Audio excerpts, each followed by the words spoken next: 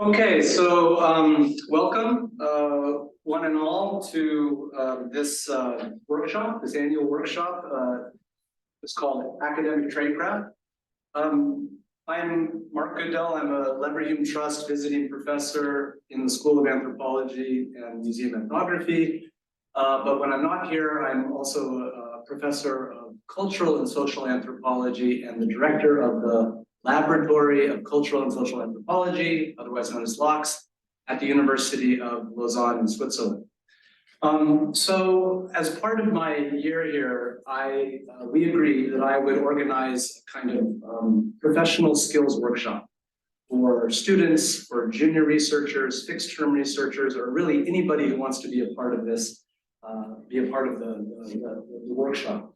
And I'm calling this academic tradecraft, and let me just explain a little bit about what I mean by that. So what I wanted to do is I wanted to organize a series of workshops around skills, around competence, around experiences that really come through a long academic career. They come through experience, sometimes very difficult, hard experience. And they're not skills which are normally taught even in, say, like a career development seminar. So I thought I would put something together, and even though these are skills which really can't be taught, I think by sharing these, my own ideas, and then as a group, you might be able to benefit from these as well. I'm not sort of going to be promising shortcuts, but I think it might be an interesting exercise over the course of the year to have these sessions. So let me give you a little bit sense of the ground rules. So as you can see, I'm going to be recording the first roughly 15 minutes, except for today, because today I'm having all of this introductory material, so it's going to take a bit longer. And you're not recorded on the screen; it's just me. So there's no recording of you. And so basically what I'm going to be recording over these 6 sessions is my introduction. The introduction hopefully will then be uploaded to a dedicated YouTube channel hosted by the school, by the School of Anthropology, if all goes well. And then after this introduction, what I'm going to do is I'm going to end the recording, I'm going to come to the table, and then we're going to have a group discussion. Now, there is a Google Drive folder that has exercises and other sorts of things on it, the schedules. You don't have that link, but that's okay. But the idea is that each of these before each of these 6 sessions, even though you have the theme, even though you've maybe seen the description of what each of these are about, you'll be able to sort of reflect already and come with maybe your own experiences, come with something you're working on. Each of the exercises is going to be different depending on the week. In that Google Drive, there's some of the schedule is still up in the air. I wasn't able to schedule the room and everything else for the 2 other terms, but this is a good day. Okay, now I was asked. I'm a student. This is completely open. Please share this exercise, this workshop with your colleagues if you find it useful. There's no prerequisite. There's no registration. No marks, no evaluations. You might be evaluating me, but that's up to you. And it's just really an open exchange over the next year, because I'll be doing this until June. And then finally, as part of this first introduction, and again in the other sessions I won't be doing this. We'll just get right into it.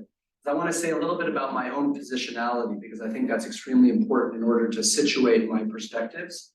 So my perspectives and approach to this academic tradecraft, these hard-won skills that one learns over the course of a career, are shaped by my own experiences, right? And that's to be expected. So I'm someone with what you might call a fairly conventional academic career, in the sense that I did my PhD, just like many of you have done. I'm going to look for a job. I finally found a job, and I had a series of jobs and had to go through promotion, and all of those different stages, publications, research, disappointment, all of that, I've passed through all of those different stages. And so my perspectives are shaped by my own experiences.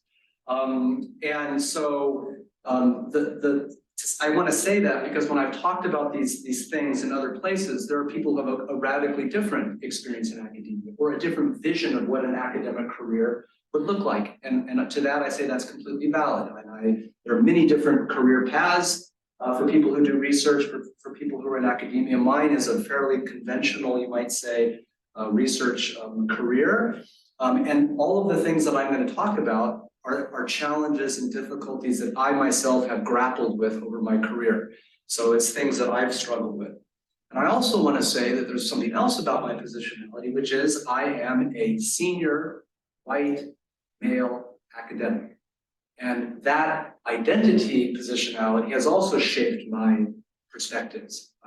And so, you know, I'm not in a position to speak on certain kinds of issues that researchers confront who have different identities, different positionalities. And I'm not going to try and speak to issues which I myself have not confronted in my career. Now, having said that, I believe that everything that I'm going to talk about would apply to any researcher, any academic at different careers, irrespective of the identity category, gender, sexuality, and so on. I think that the skills I'm going to be talking about are what we might think of as transversal. Okay, so that's the introduction, which I'm not going to repeat in the other workshops. So let me get started on the introduction to the theme today. So the sorrows of revise and resubmit. So this workshop is organized around the process of revise and resubmit. So I'm going to talk about a few things, introduce a few ideas in this introduction about revise and resubmit, which deal specifically with peer-reviewed journal articles. So I'm not going to talk about revise and resubmit as a process as it applies to books or book proposals or grant application, because each of those, I would argue, require their own academic tradecraft. There are certain things in common, but there are also many things that are not in common between those other processes of submitting something, a piece of work, getting comments, and having to revise and resubmit. Okay, so what is revise and resubmit? And in this case, this does apply to all the other genres except maybe grant application. So what I would say is that there's an official explanation for what revise and resubmit is, and there's the actual reality of what revise and resubmit is. So the official explanation for what revise and resubmit is, it's part of a process of peer review knowledge production. So the idea is that when you participate in the process as an author of submitting your work, getting your comments, revising, resubmitting, you're part of a kind of anonymous, objective process in which peer review plays an essential role, in which collectively knowledge is being created, starting with you, getting the feedback from reviewers, anonymous, who are engaging with the scientific concepts in your paper, in your article. You're responding, you're building on those comments, taking them into consideration, and then submitting it, hopefully responding to the comments, and then what eventually appears in the journal of XYZ is the best possible version of that article and makes a contribution to it. So that's the official explanation. However, actually it works quite different. So actually the process of revise and resubmit should probably be understood more as a game.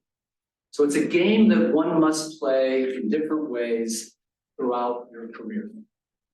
And I've come to learn about this game by playing it in different roles. So I've been an editor of a journal, I've been a reviewer of articles, and of course, I am an author of articles. And I did a quick search the other day through my own files, and it turns out I've written about 100 peer reviews for around 40 different journals in different fields over 20 years. So as a reviewer, I've done about 5 per year. However, this year, I'm not doing any reviews, but it's been a regular part of my career, that is reviewing. So I'm able to sort of see it as an editor, as a reviewer, and as an author, and putting all of those together.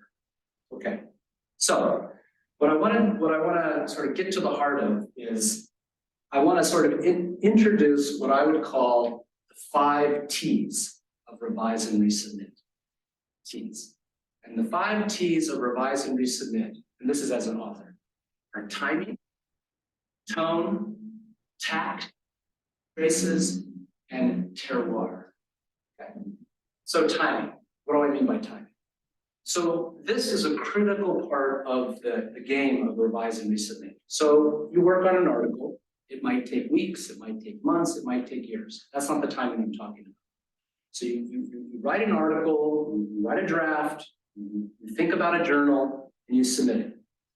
And then time goes by, and that's not the timing I'm talking about either. And in these days, especially after the pandemic, it's very difficult to find reviewers, so the time in which you might get your feedback can be delayed. It could be weeks, it could be months, sometimes even years. It's frustrating.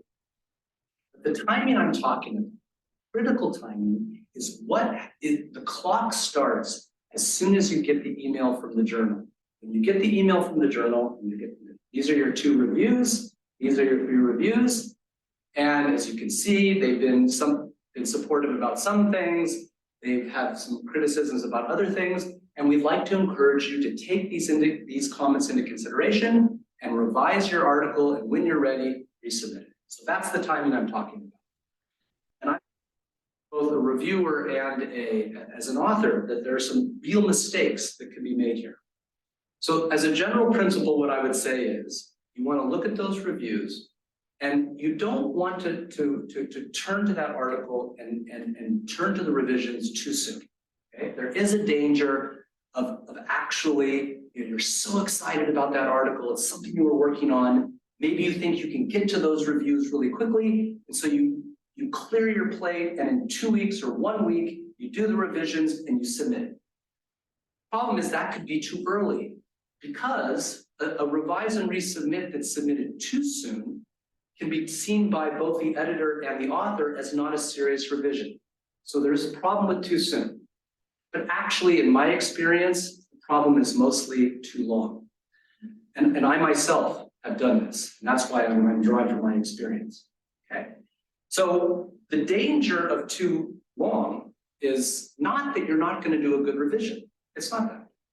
You might take that year or those 7 months in which you finally get around to resubmitting to actually implement all the revisions and do an excellent job. It's not that. It's because the longer you wait, it's less likely that the journal will be able to convince the original reviewers to be the reviewers of the revised manuscript. And that, in my experience, is absolutely critical. In the social sciences and the humanities, that will make the difference. Often, just that one fact will make the difference between a successful revise and resubmit and an unsuccessful revise and resubmit. And why do I say that? Because it's what I call the hobby horse problem, or the hobby horse dilemma. What I mean is that when you submit your article and they're reviewed by colleagues, whoever they are, each person, this is very true in anthropology, but not only, will have their particular understanding of that research, of that debate. They will, what I call the hobby horse. They have their own perspective. And when they give you the review, it's going to reflect their hobby horse, their own idea about how this article might look. And as you'll see, when you respond to that original reviewer, there are ways in which you can address that hobby horse. You can get into a dialogue with that reviewer. The problem is if you wait 7 months, 6 months, and it goes to 2 new reviewers, 3 new reviewers, guess what? 3 new hobby horses. So now you submit a revised article and you're in dialogue with those original reviewers, but it goes out to 2 or 3 new reviewers who are going to look at it and say, wait a second. And the problem with a lot of journals is in that second round, if it comes back with another revise and resubmit, because of the hobby horse problem, that might be the cause to reject the article, okay? And that's because of this false understanding of what peer review is. The false understanding is that any reviewer, no matter who it is going to sort of say the same thing. So that you have a first round of reviewers and a second round of reviewers, it doesn't really matter that they're going to all be part of this collective production of knowledge, but that's not how it works. It's not that. It's much more of a subjective process. So what I would say here is, in terms of timing, is that I think an ideal period is about 1 to 2 months, depending on the revisions. 1 to 2 months. That's what you want to aim for. And it's difficult. It's hard to get criticism. It's hard to clear the deck. But 1 to 2 months is about right in terms of ensuring that they can go back to the same reviewers because they're busy too. You remember the review you did for us two months ago? Well, the author has now submitted the revisions. Would you mind doing that? And that's more likely, and I say that as a reviewer, I'm more likely to remember that review and be willing to say, okay, that's good. And also in my mind, I'm thinking, okay, 1 to 2 months, that's a serious person who didn't wait too long, etc. Okay, timing. So that's the first thing. Second is tone. The second T of revise and resubmit is tone. Now, it is really hard to get critical reviews. It is really hard. The first thing you do when you get a set of reviews is you open that email and you are sometimes pissed off. You're infuriated. You read the reviews and what the first thing you're thinking, you get defensive. They don't understand what I was trying to say. They weren't really engaging with my article. It was obviously a very superficial review. But there are times, and I would say on balance, normally on balance, the reviews are justified. In other words, at least within the review, there are legitimate things that you should do to make the article better. But it is difficult to get that. What happens then is when you make your reviews, at some point then you will submit, and I said in 1 to 2 months, along with a letter. And that letter is extremely important. This is the revision letter, the guide to revisions that you submit with your revised article. And in that revision letter, you are speaking to the reviewers. It is a dialogue between you and you hope the original reviewers. And there you go again about the timing. If you're talking about reviewer 1 and reviewer 2 and the things that they said, and I decided to do this and I decided to do that, but they send the article to 2 new reviewers, then the new reviewers aren't going to understand what you're talking about, right? So, but that letter is absolutely critical. And even though your instinct might be to be defensive, might be to say, look, this person didn't understand what I was saying, and I've decided, and you say in the revision letter, not to follow this one, not to follow this comment, not to follow this suggestion. Those suggestions for citations are completely off base. Don't do that. Well, if you want to get your article published, this is what I said. This is a game. You have a role you're playing, and even though you feel very strongly about your research, the tone you want to take, this is the T, is what I would call conciliatory and appreciative, but not obsequious. In other words, you want to be conciliatory, you want to be appreciative of the review, because again, especially if you do a lot of reviewing, it takes time to produce a review. But you don't want to be obsequious. You don't want to be fawning. You don't want to, oh, I'm so grateful for the time that the reviewer, but you do want to be appreciative. And I always start my letters, my revision letters, with a little paragraph about the fact that I appreciate this, and I would call it a thinking with kind of review. The reviewers clearly were thinking with my article, not thinking against it. So you sort of start with this sort of conciliatory, appreciative approach. But you absolutely, in your letter and in the revised article, should not be defensive or take offense. And as I said, it's extremely hard to do. I understand that it's extremely hard to do. Okay, the third T of revise and resubmit is tact. Okay? So now I'm talking about how you actually incorporate the comments. How do you actually work with the comments in the next version? So what I do is I go through the 2 or 3 or 4 reviews and I make a list. These are the key points. And I make a list. Reviewer 1 wants me to do this, and sometimes that can be a long list. That's why, again, the time can drag on and it's difficult to do. Spend a lot of time in the article. You probably revised it before you submitted it. You had colleagues look at it. You feel really good about the article, and now you're confronted with the possibility of having to restructure the whole thing. It's hard to do, but I make a list. I don't want to leave something out. I don't want to also pretend or kid myself. Sort of that I don't have to do these things. So I make a list of the things. And what I do is when I'm working on the revised article is I just go through the list and I methodically go through and check them off and make sure that even if I haven't incorporated the advice, I have dealt with the suggestion. And for the request, and some of the, again, you have to be able to read. This is the tact. Is it something which this reviewer is absolutely demanding that as a condition of accepting the next version? Or is it something like the author could take this into consideration, it might be interesting, but if this is not the direction that she or he wants to go in, I understand. So that depends. You have to be able to read the urgency of the request. But I go through each of those, okay? And this is the place where you, not being defensive or not being taking offense, but this is the place where you can decide not to implement a demand for revisions. And the way I describe these is that there are places in the letter, there are places in the comments where and you have to be, in a way, you have to already be in a dialogue with the reviewers, where what you could say is that I've considered this suggestion and decided not to follow it, because it seems to me that this is a comment which would be more appropriate for a debate around the argument in the article after it is published. And when I read something like that as a reviewer, I understand that. I like that.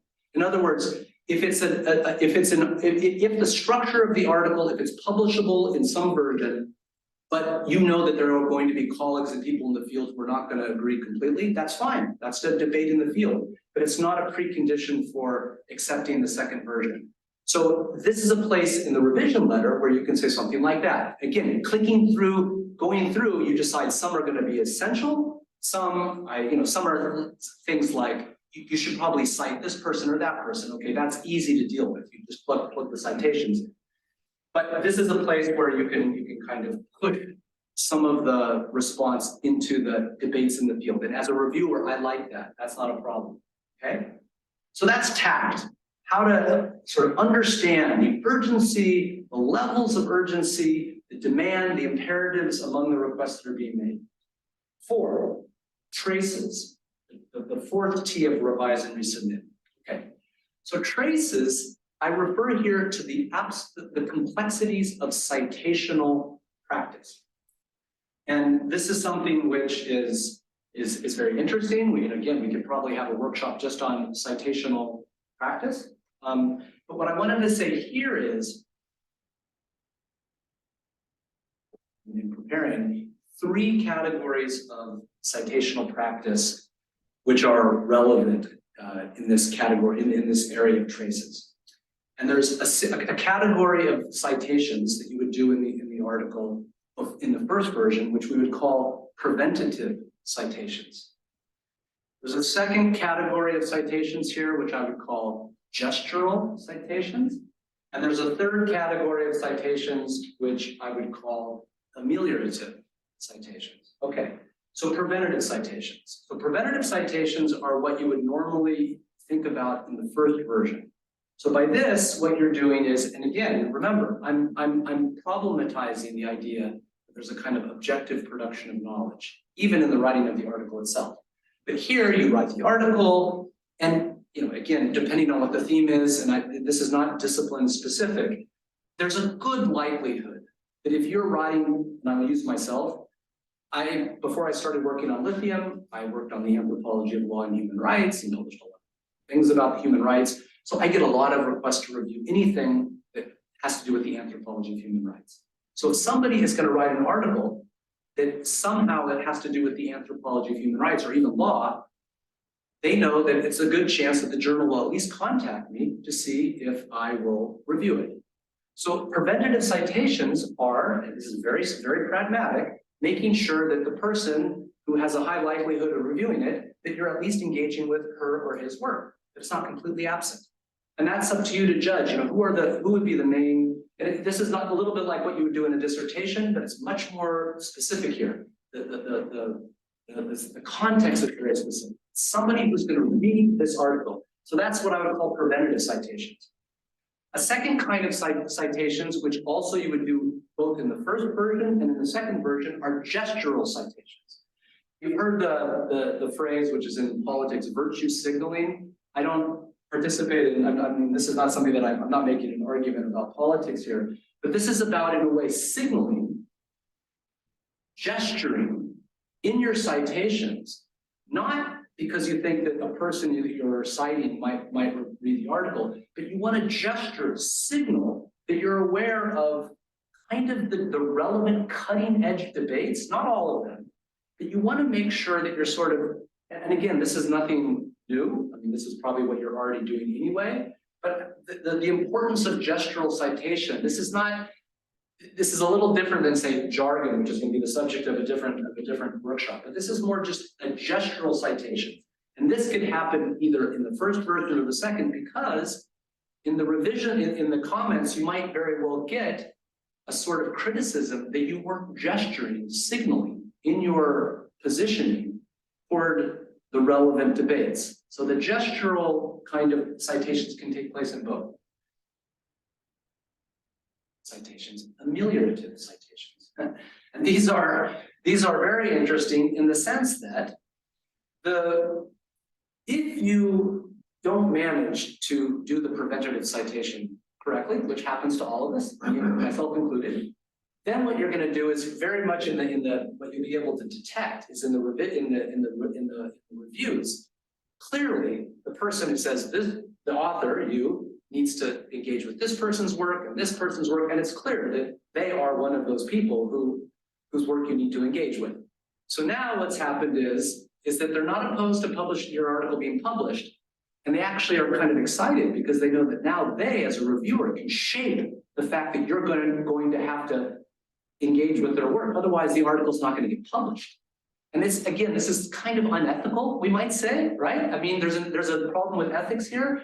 But it's what you'll detect in a review is annoyance that this person's work wasn't cited. So the ameliorative citation is making sure that those citations, and without knowing whether the author whether the reviewer is suggesting their own work or somebody else's, I'm almost always extremely open to incorporating the citations in one way or another, even in a footnote, even in parentheses. I mean, this is a very easy thing that you can do, and there's no reason to sort of say, so-and-so was reviewer one suggested engaging with so-and-so, but I've long argued with so. I mean, you don't want to have to do that. That's the kind of getting offensive and taking a defensive posture.